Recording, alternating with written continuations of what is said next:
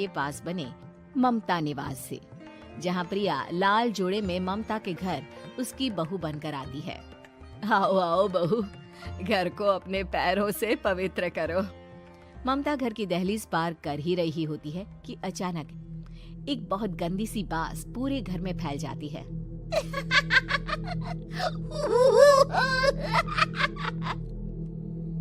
ये बदबू और ये आवाजें, ये कौन हंस रहा है माँ? अब ये पड़ोसी ना हमारे थोड़े अलग से है। कहाँ हम शाकाहारी और ये मांस मच्छी खाने वाले। छोड़, तू ध्यान मत दे और गृह प्रवेश कर। और हाँ बहू, अपनी सास की एक बात हमेशा याद रखना, इन पड़ोसियों से तो कभी बात नहीं करेगी। अच्छे लोग नहीं है ये। अपनी सास की ये बात मानेगी ना बेटा? हाँ माँ, जो आपकी मर्जी, मैं उनसे बात नहीं करूंगी। अगले दिन प्रिया अपनी पहली रसोई बनाने रसोई घर में जाती है। ये छोटी बात तो नाक में जा रही है। एक काम करती हूँ, खिड़की खोल देती हूँ। प्रिया खिड़की खोलने जाती है। इतने जाले, लगता है इस खिड़की को कभी खोला ही नहीं गया। पर ऐसा क्यों? ओह, नॉन वेज की स्मेल आती होगी ना। 2 मिनट के लिए खोल लेती हूँ, फिर बंद कर दूंगी। प्रिया खिड़की खोलती है। खिड़की खोलते ही उसकी नजर सामने वाले घर की खिड़की पर पड़ती है, जहाँ एक लड़की खड़ी होती है। हाथों में मेहंदी, लाल रंग की साड़ी, बिल्कुल सजी धजी, मानो प्रिया की तरह ही वो भी नई नवेली बहू हो। वो प्रिया को देखकर मुस्कुराती है। हे भगवान, माँ ने तो इनसे बात करने को मना किया था। प्रिया फौरन ही खिड़की बंद कर देती है और तवे पर चढ़े रोटी की ओर देखने लगती है, पर वहाँ रोटी न होकर मछली पड़ी होती है। ये क्या? पहली ही रसोई में इतनी बड़ी गलती! हे भगवान, अब मैं क्या करूं? प्रिया बहुत डर जाती है और फौरन रसोई की सफाई करने और फिर सभी के लिए खाना बनाने लग जाती है। जब वो सबको खाना परोसती है, सब तो ठीक है, मैं बेकार में चिंता कर रही थी। हे भगवान, ऐसे ही बस अपनी कृपा बनाए रखना। रात के वक्त जब सब सो रहे होते हैं, तब प्रिया को पायल की आवाज सुनाई देती है, जिससे उसकी आंख खुल जाती है। ये पायल की आवाज कहाँ से आ रही है? प्रिया उठकर उस आवाज के पीछे छत की सीढ़ियों तक जाती है।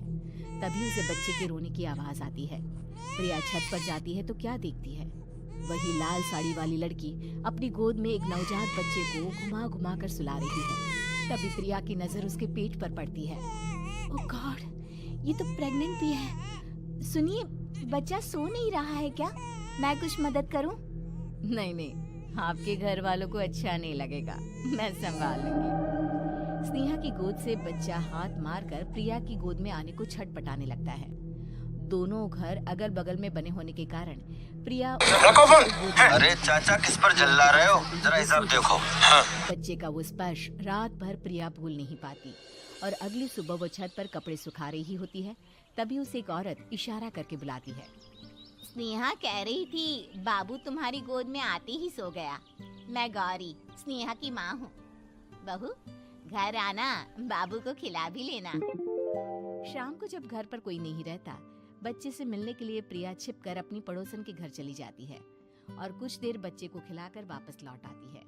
इसके कुछ दिन बाद ही प्रिया को पता चलता है कि वो माँ बनने वाली है। ममता की खुशी का ठिकाना नहीं रहता।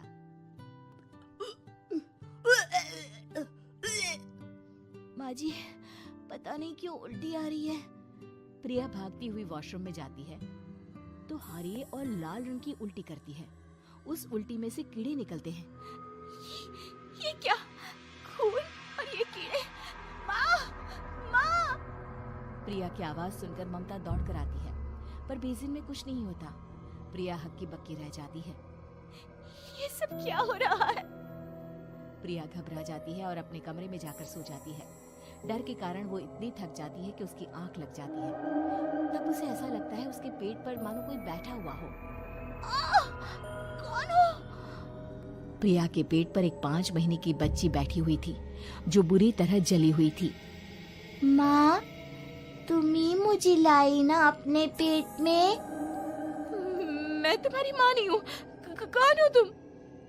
माँ, देखो मैं जल गई बुरी तरह से।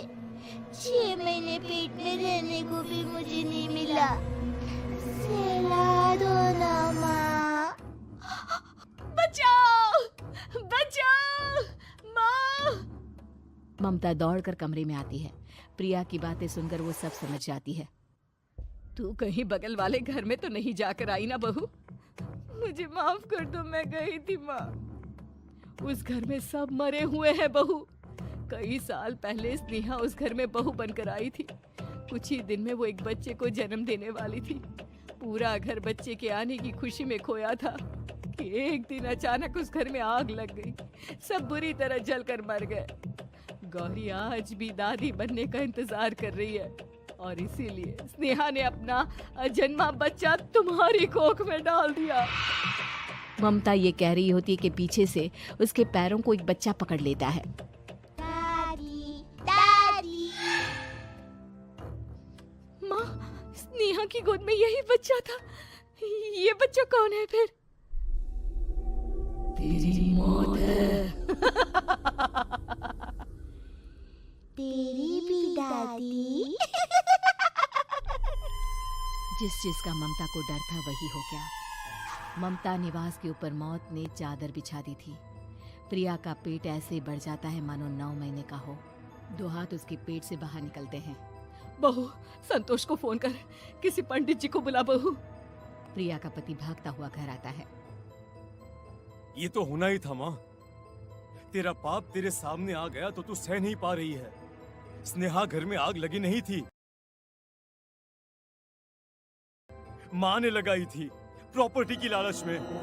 और वो बच्चा मेरी पहली पत्नी का बच्चा है, मेरा बेटा, जो कि उस आग की चपेट का शिकार हो गया था। मैंने तुमसे ये सब माँ के कहने पर छुपाया था। मुझे माफ कर दो प्रिया। तुम अगर चाहो तो यहाँ से जा सकती हो। मैं तुम्हें किसी भी गया ना फिर से झटका। मैंने पहले बोल दिया था तेरे को, अपने दिल की बात बता दे उसको। पर उससे पहले हमें स्नेहा, उसकी माँ और बच्चे की आत्मा की शांति करवानी है। संतोष और ममता गौरी के घर जाते हैं। अंदर सब कुछ जला हुआ होता है। जमीन पर जली हुई लाशें बिखरी हुई। ममता रो रो कर अपनी करने की माफी गौरी से मांगती है। प्रिया स्नेहा के घर वालों का अंतिम संस्कार करवा देती है और ममता निवास फिर से आत्माओं के साए से मुक्त हो जाता है।